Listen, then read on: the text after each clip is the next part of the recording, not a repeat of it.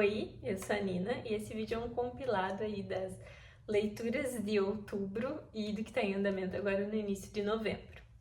Bom, eu não finalizei muita coisa em outubro, né? Como vocês sabem, eu gravei o último vídeo ali mais pro final de outubro e não tinha muita coisa em outubro, foi um mês bem movimentado.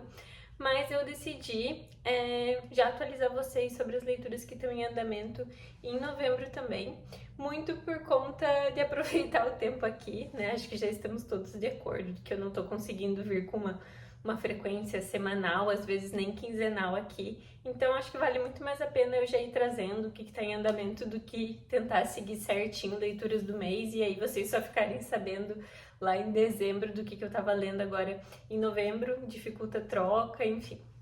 Então é isso, tá? Eu vou trazer o que eu finalizei em outubro. Eu acho que em outubro mesmo eu só finalizei uma leitura, mas eu já finalizei outras duas agora em novembro. Também vou falar do que está em andamento aqui e eu tenho algumas outras recomendações de ouvidos e assistidos dos últimos tempos que eu também queria trazer.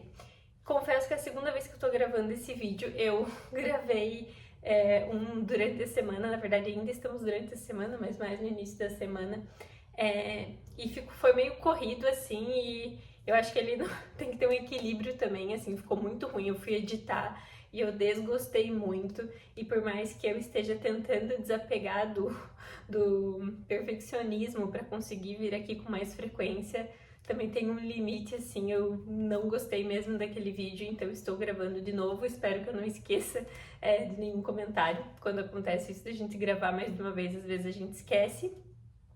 E vou repetir o que eu já tinha falado aqui sobre o cenário, luz, som, etc. Eu acho que não tem muito ruído nesse horário, mas ainda não tenho certeza de como que fica a melhor iluminação, se o melhor lugar é esse, mas seguimos assim por enquanto. Feito toda essa introdução, vamos para as leituras. O primeiro livro e único, na verdade, que eu finalizei em outubro foi o Catabases da R.F. Kuang. E vamos lá, minhas considerações sobre esse livro. Eu comentei, né, já tinha trazido aqui que eu tava lendo ele, que eu vi a Mel lendo e me deu vontade. E ele tem pontos positivos em termos de entretenimento, é uma leitura que prende bastante. Então eu li ele super rápido, tanto que vocês vão ver que dos que já foram finalizados, esse foi o último que eu comecei, o primeiro a ser finalizado. Então serviu muito para isso, assim, eu fiquei horas lendo, que é uma coisa que existem momentos que a gente está com uma vontade disso, então esse é um ponto super positivo. E ele tem uma temática muito interessante, né? Então aqui a gente vai acompanhar uma aluna, agora eu não me lembro se é de mestrado, de doutoramento, mas enfim, uma pessoa, né, que vive ali. O livro tem muito isso da crítica à vida acadêmica, de um curso de magia e tal, e o professor dela morre, o orientador, e ela vê ele muito como essa figura de quem ela depende totalmente para alcançar o que ela vê como sucesso. Então ela vai aí fazer uma jornada ao inferno para conseguir encontrar esse orientador, que é um tema que eu achei muito interessante. E aí vem os pontos agora de dizer que, na verdade, eu desgostei bastante desse livro aqui. Ele me decepcionou, e pra gente se decepcionar, a gente precisa ter uma expectativa. E eu já tinha comentado com vocês que, na verdade, eu não tinha uma expectativa com relação a esse livro. Ele é um livro bem best-seller, né? Essa autora tá muito em alta com um público mais jovem. Então, várias coisas que geralmente me incomodam, que não são muito meu estilo de leitura, eu encontrei nesse livro, mas eu já sabia que eu iria encontrar isso. Então, não houve um tipo de quebra de expectativa nesse sentido. Então, aqui a gente vai ter comportamentos um pouco mais infantis por parte dos protagonistas, a gente vai ter essa questão do romance como um foco, algumas coisas que me incomodaram, mas que eu já imaginava que aconteceriam por serem comuns em livros mais best-seller, mais de entretenimento, né? Mas a minha decepção veio do quê? No início, o livro é muito promissor nessa ambientação e estruturação do inferno como um mundo. Ele traz, ao longo de todo o livro, muitas referências à literatura clássica que trata sobre esse tema, que é uma literatura que eu particularmente não conheço, eu não li nenhum dos grandes clássicos que falam sobre isso, mas esse livro me deixou com muita vontade mesmo. E ele começa muito bem nisso, tanto em trazer essas referências, né, conectar, quanto na construção do mundo em si, quando as coisas começam a acontecer. Então, nesse momento, criou-se uma expectativa em mim sobre o universo, né? Eu já tinha essa clareza de que algumas coisas na história e na narrativa mesmo poderiam me incomodar ou não ser o que eu gosto mais de ler, mas eu fiquei animada com essa parte do mundo e foi isso que me decepcionou muito, assim. Ele começa bem e depois ele coloca foco em muitas outras coisas e não nisso, então eu acho que ele peca nesse sentido de eu entendo, né, toda a parte da ação e da autora querer trazer outros elementos mais atuais, mas na minha visão as duas coisas precisam andar em paralelo e eu não vejo isso aqui. É quase como se, beleza, vou começar dizendo que eu tô no inferno e depois as coisas se desenrolam meio independente, assim, poderia ser qualquer tipo de mundo. E a mistura de temas, especialmente pro final, assim, eu fiquei quase em choque com o tanto de coisas, assuntos delicados, atuais, que foram trazidos meio do nada, de uma forma um pouco brusca, assim. Então parece que ela quis trazer muita temática relevante, mas sem tempo dessas temáticas serem bem desenvolvidas, e na verdade, em alguns momentos, sem muita conexão, assim. Então, eu não vi ele indo por esse caminho, e quando eu percebi, dei por conta, parece que é outro livro, do começo pro fim. Foi essa sensação que eu fiquei. Essa autora é muito conhecida por Babel, e eu acho que Babel tem algo semelhante, né? A gente vai ter aí uma base conectada à literatura clássica, o que é bastante interessante, mas não tenho vontade de ler nesse momento por conta da experiência com esse aqui. Deixo, né, esse parênteses de que foi uma leitura que serviu muito de entretenimento. Eu li muito rápido, eu fiquei muitas horas ali entretida lendo, então recomendo nesse sentido. Se vocês já leram Babel ou já leram esse aqui, me contem aqui o que vocês acham.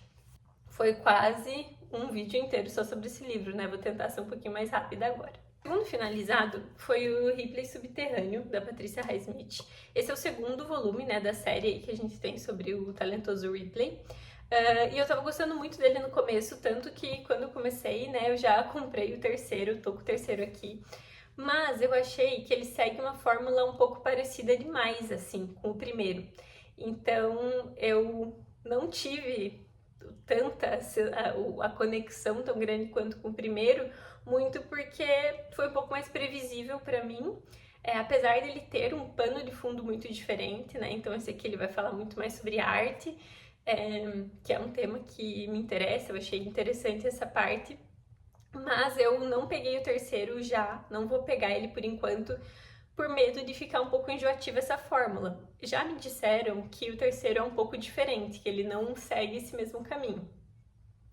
Mas de toda maneira, estou um pouco enjoada do personagem ali, então tô dando um tempo dessa série. Me contem aqui se alguém já leu o terceiro, né, ou a série toda, enfim, o que vocês acham, se vale a pena eu pegar em breve o terceiro. E o último finalizado, sobre esse teremos que conversar um pouco mais, que é o Manual da Faxineira, da Lúcia Berlin. Fazia muito tempo que eu estava lendo esse livro, né, um livro de contos.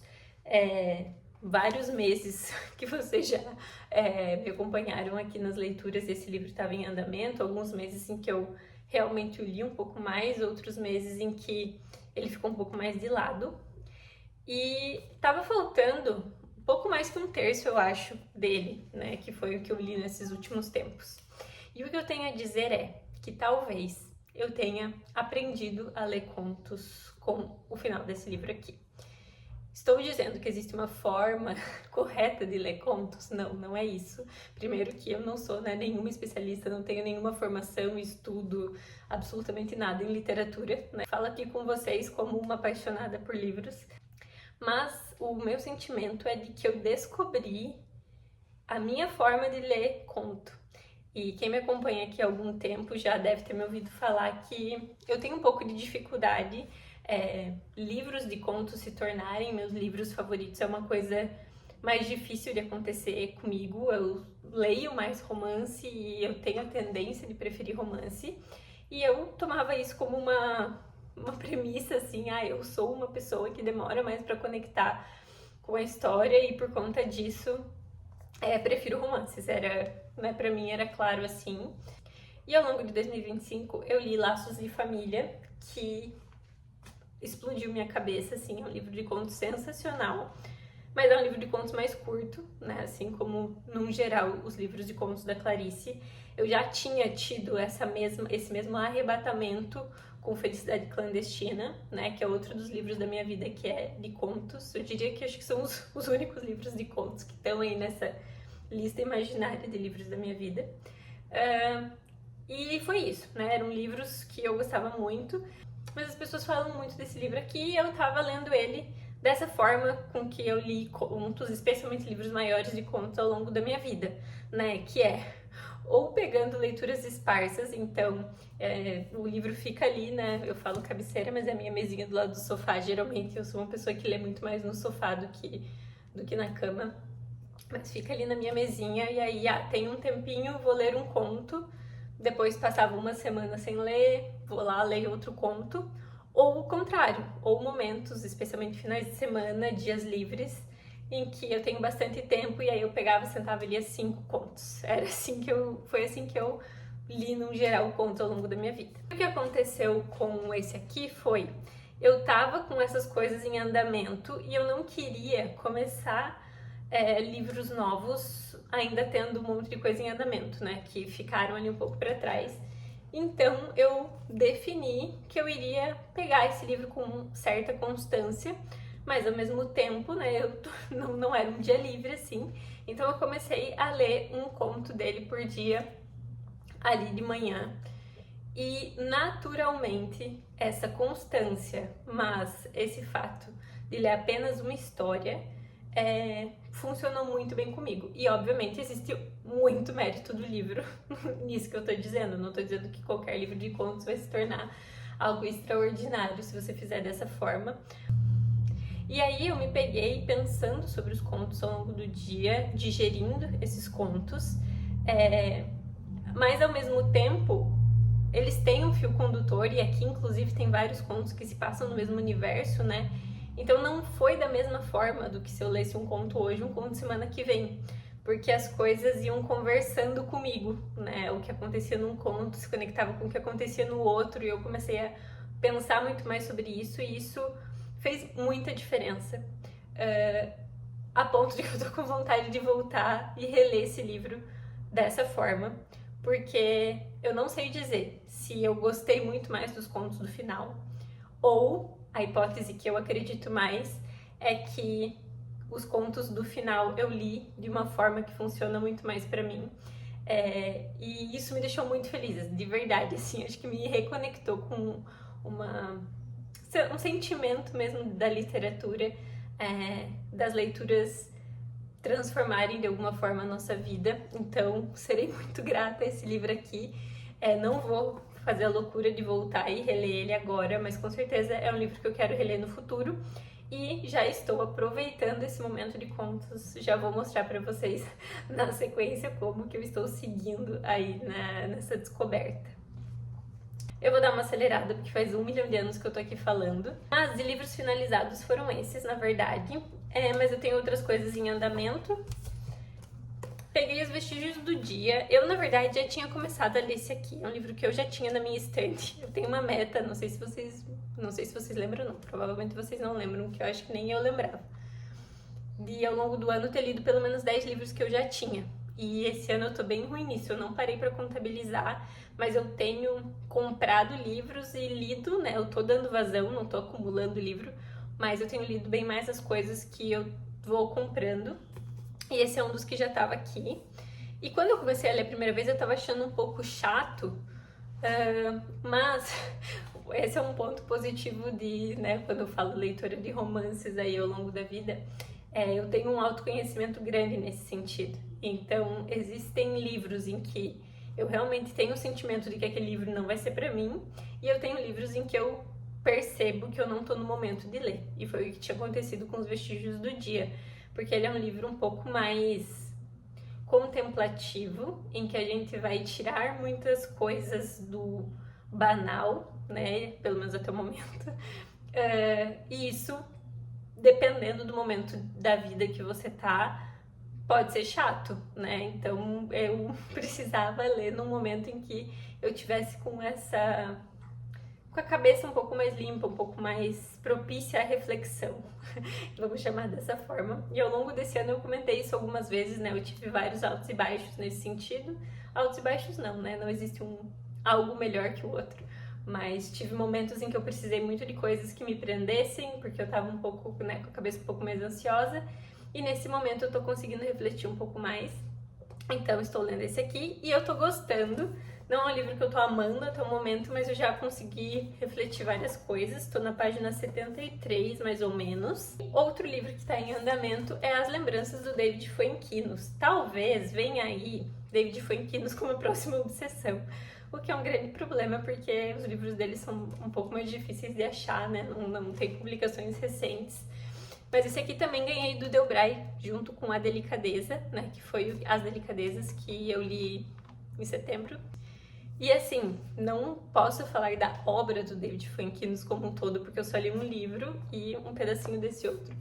Mas ele tem algumas semelhanças com a temática central do Paul Auster, que é o que a vida poderia ter sido se alguma coisa acontecesse diferente. A gente tem um pouco disso nas Delicadezas e a gente tem bastante disso nesse aqui, As Lembranças, de uma forma muito diferente. Eu não quero que soe parecido com Paul Auster, porque é muito diferente a escrita e para onde a narrativa se encaminha são coisas totalmente diferentes. Esses livros do David Fuenquinos são muito mais, não é melancólicos a palavra, nostálgicos. Eu acho que eles têm um sentimento muito grande de nostalgia, mas estou gostando bastante.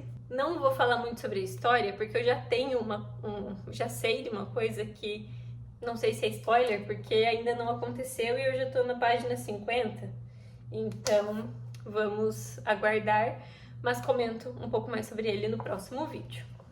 E por fim, mas não menos importante, de forma alguma menos importante, eu estou lendo Contos Completos da Clarice. Quando eu gravei a primeira vez esse vídeo aqui, esse livro nem tinha chego, e eu tô gravando vlog pra vocês, então quando esse livro chegar, vocês vão ver isso no vlog, porém, acho que esse aqui sai antes do que o vlog, enfim.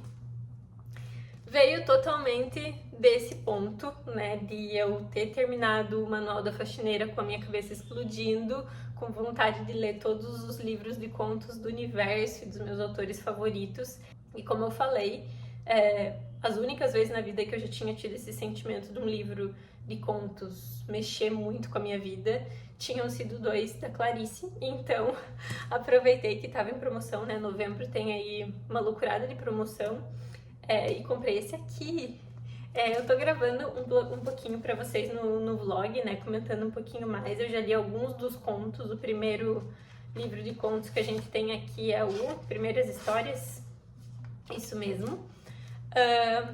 Mas eu tô com uma ideia que não sei se vou conseguir executar, porque algumas vezes eu já trouxe esse tipo de ideia aqui, já tentei executar ali com Paul Auster, com Murakami, nem sempre deu certo. Mas a minha ideia inicial é que uma vez por mês, ou enfim, a cada 2 meses, não sei bem a frequência, eu venha comentar alguns dos contos, os contos que eu mais gostei desse livro aqui. Eu acho que eu vou levar um tempinho pra ler, né? Mas já tô na página, até que eu li rápido. Li bastante coisa já, na página 92, tem alguns contos que são um pouco mais curtos.